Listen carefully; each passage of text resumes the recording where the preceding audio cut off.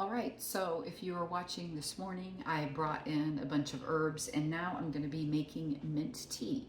Now, if you have irritable bowel syndrome, if you're really fatigued, if you have stomach problems, all sorts of things, some people even believe that fresh mint can not only awaken your senses and help with fatigue, but ironically, it can also help you sleep at night.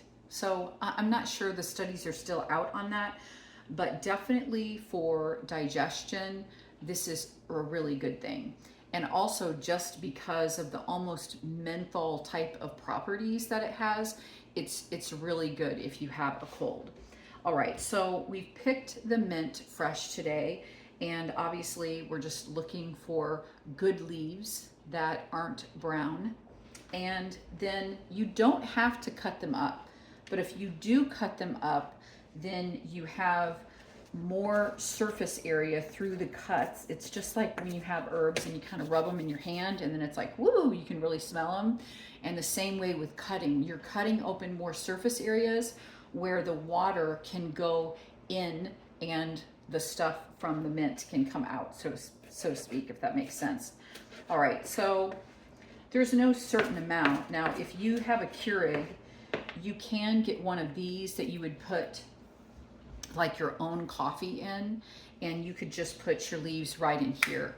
The reason that I don't do that is because I don't think the water in the Keurig is hot enough really for tea. I think you really need really hot water, if not boiling. And so what I usually do is I have a cup of boiling water. I go ahead and cut up my leaves, and I wish that you could smell this because it's really, really great. It smells so wonderful. And so I'm just gonna put that right in my little ball. I'm just using what I have.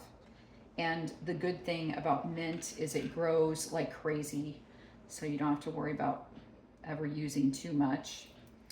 And I'm closing it up. Whoops, I gotta open this.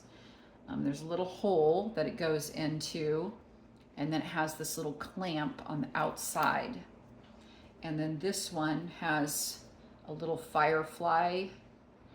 Oops, can you see it? Like it's a little weight.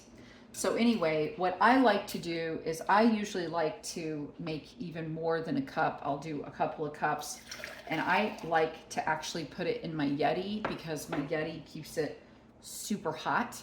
And then I like to steep that. And with a cup, it's just deep enough.